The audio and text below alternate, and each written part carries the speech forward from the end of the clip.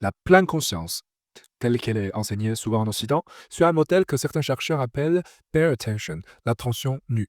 Remarquer une sensation exactement telle qu'elle est, dépouillée de tout concept, de toute analyse. Dans ce modèle, l'esprit est souvent comparé à un miroir limpide, reflétant la réalité sans déformation, ou à un ciel sans nuages. Mais dans l'univers littéraire du grand écrivain du XXe siècle, Marcel Proust, la présence est tout sauf limpide. Proust est connu pour son roman À la recherche du temps perdu. Pour moi, ce roman est une véritable leçon sur l'art de prêter l'attention à la vie quotidienne, au point que chaque moment s'enrichit de mémoire, de sensations, d'intuition. Chez Proust, être présent, ce n'est pas d'observer avec détachement et équanimité, c'est même tout l'inverse. C'est faire de chaque instant une sorte d'orchestre de sensations intérieures. Deux modèles, deux esthétiques. La pleine conscience dit vide le moment, Proust dit surpose-le, laisse-le raisonner. Cela m'a amené à me poser une question. Proust aurait-il été Proust s'il avait pratiqué la pleine conscience?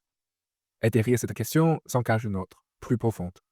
Comment devrais-je habiter le moment présent?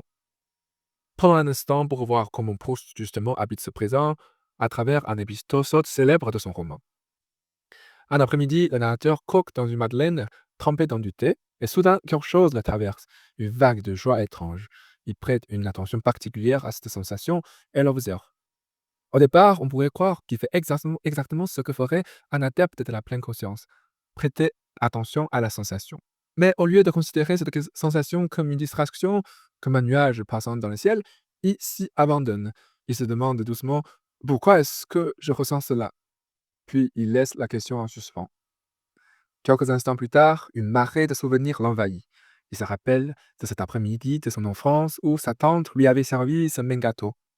Le souvenir arrive sans effort, accompagné d'un monde vivant de sensations et de détails qu'il croyait oubliés. Ici, la mémoire n'est pas une distraction, c'est le but. Alors, pourquoi comparer la pleine conscience bouddhique avec un romancier français? Parce que j'aimerais rappeler quelque chose qu'on oublie souvent. Mindfulness, c'est un mot anglais, traduction du pali sati ou du sanskrit smrti, qui signifie tous deux se souvenir.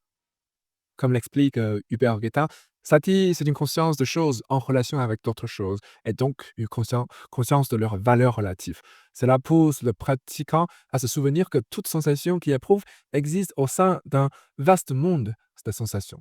Autrement dit, quand on ressent quelque chose, cela résonne avec tout un monde affectif. Et pratiquer la pleine conscience dans ce sens revient à se souvenir de la façon dont ce moment est relié à ce monde. Alors, comment est-ce qu'on est arrivé à une version moderne de la pleine conscience qui interprète Satie comme une attention nue, sans mémoire? La réponse se trouve en partie dans l'histoire coloniale.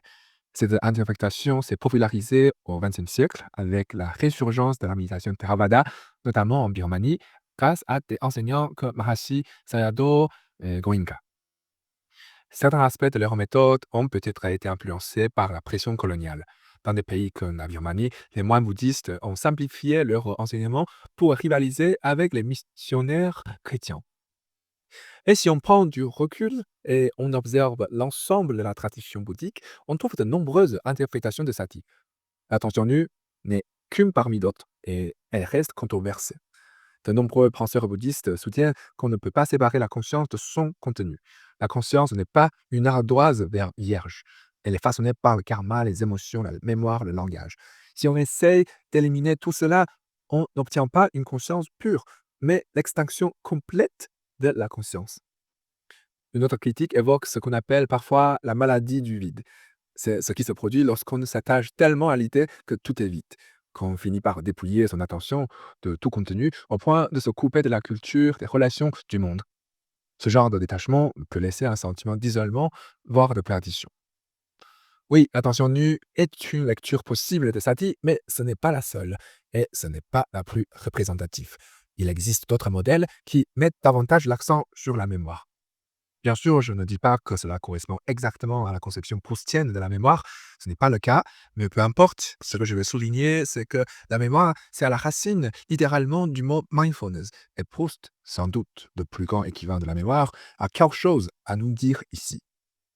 Peut-être que Proust, en un sens, pratiquait déjà une forme de pleine conscience. Une pleine conscience peut-être plus bouddhique que ce qu'on appelle aujourd'hui mindfulness. Une pleine conscience qui refuse le culte de la pureté minimaliste. Une conscience plus dynamique, relationnelle, polyphonique. Où être mindful devient en quelque sorte synonyme de se souvenir. Parce que peut-être l'éveil bouddhique ne consiste pas à transcender la mémoire, mais bien à tout se rappeler.